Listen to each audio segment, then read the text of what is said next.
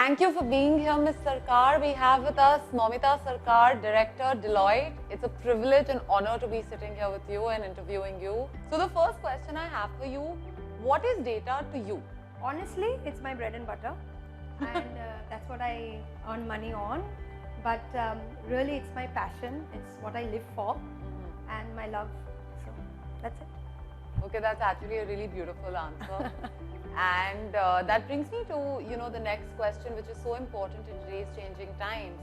How do all of us ensure a data-driven mindset across teams and people? How do organizations go about that? Oh, beautiful question.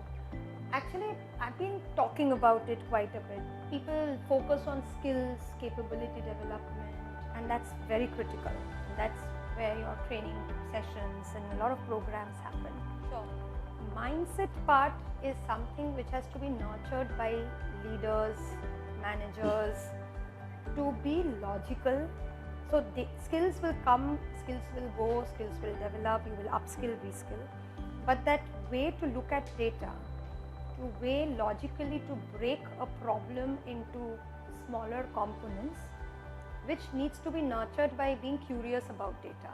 So having a curious mindset is first critical. When you look at data, you need to start breaking it and making that why question, that childlike instinct with it, right, that needs to be there. And more organizations create design thinking workshops.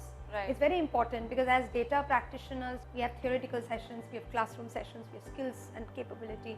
We need to bring in that creative thinking, that design thinking workshops that really help. So I think some organizations have been happy to be part of it as well.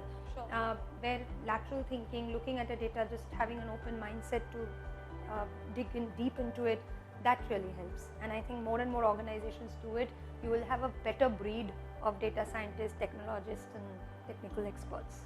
Definitely, I think you summed it up really well. Curiosity really is the first step to anything. And that brings me to my next question, which I am very curious about because I know less about it, and I know that a lot of the viewers who are watching this interview also know less about it. What most people refer to as data protection, but I believe the right term for it is, the AI ethics and working within the framework of the same. So I'm going to ask you to shed some light. There are a lot of millions of people, budding entrepreneurs and leaders watching this right now. Sure. So I'm going to ask you to shed some light on that aspect and how do we work within that framework? Actually, there's lots coming, there's more being under development because there are laws coming in around this entire boom of data. Data protection is one thing. The ethics and AI, the ethics framework around AI is the other thing. So let me just talk maybe 2 minutes on this, that there are lots, whenever we have an AI problem or we are solving a problem using AI techniques or any algorithms, there are few guardrails that we need to, as practitioners, imbibe within us. First is you need to look at that solution and see if there are biases. Is it inbuilt in it, and you're looking at sources, is there privacy issues under breach? So there is a sort of a framework which you need to go through, whether there are governance principles which we are following, which that particular solution, and whether it's small, big, huge, transformational, doesn't matter. But when you are publishing that, when you are taking that out into the world and using it, you need to go past that. This is a trustworthy thing that we need to go through. Sure. And these are components, biases, and whether there is certain elements which are breaching certain privacy laws. So you need to go through that. Creating a mindset that every time you do that, is somebody checking it? Is there a sort of a guardrail and a process checking happening at every organization level? Some sort of filter. Yeah, some sort. It's called guardrails. It's called a process fit, and the framework is there. Every company would have their own frameworks. There are some standard ones which are followed globally. There are standard ones and there are some localized version of it. So we need to be understanding that, and organizations have to equip their practitioners, whether it is the tech practitioners or AI or data scientists. We need to equip them, and I think that like almost should be a poster on your that every time you're sending out one solution, you should be like, okay, let me check that. That is coming in, and more to come as we go along in this path. Lots more of checking to do. I've followed your trajectory closely, and it's definitely an empowering and inspiring journey you've had. And you do it with ease, effortlessly. So, there are lots of young people out here, young leaders looking to sort of, make their way in this ecosystem, in this sector. They're still looking for that one jump to make it. So, this is to all those talents out there, who are trying to make it. What is the way forward for them? How do they get there?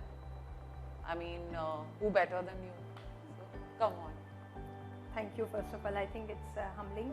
I think this continuous learning is number one. I think where you are today also, I get very excited when I see maybe a person who's joined us or a person I'm meeting for the first time in a new space of technology. I get very excited to learn and go back and just read up. And so this continuous learning process is important. Second, I think whoever is moving from a role which you were building, you're a tech executor, if I would say, or you have been building solutions yourself. Then when you start moving and seeing those solutions in action, you need to start thinking of adoption. Right. You need to start thinking that how will the organization be benefited out of it? What is the value out of it? So leaders need to start, the new gen, if I would put it, I can't even say that, I think that we are all learning. We need to put a value framework or a measurement of saying, what is it going to affect? What is it going to really bring onto the table in terms of the value that this solution is going to bring in? That value mindset, apart from the curious one as well, will really make a change. And I think more people ask that question, they will become better and better at what they do. And when they move, I think, to a level where they're a part of a bigger landscape, lots of changing parts, they are managing bigger shows, if I would put it. They need to empower. They need to build up new leaders like them. And not only through skills and capabilities, but also imparting on what has failed. And I think failure, I have been very fortunate to fail in many small pockets. So you learn from them, right? And more you learn from those failures of making some tech mistakes. Failures are it's very broad, right? All people talk about it. But tech mistakes, choice mistakes. You could have had two technologies. The mistakes human beings make. And then models make mistakes. Humans make mistakes. Come models will make a mistake. Definitely. So you need learn from them and quickly impart that knowledge to your teams, to your networks, and it's a fraternity. Learn from it, and I think we'll grow together. Ladies and gentlemen, we were lucky to have Moumita Sarker with us discussing value, impact, learning from mistakes. It was a pleasure having you, ma'am. Thank you so much. Thank you so much. My pleasure. Thank you.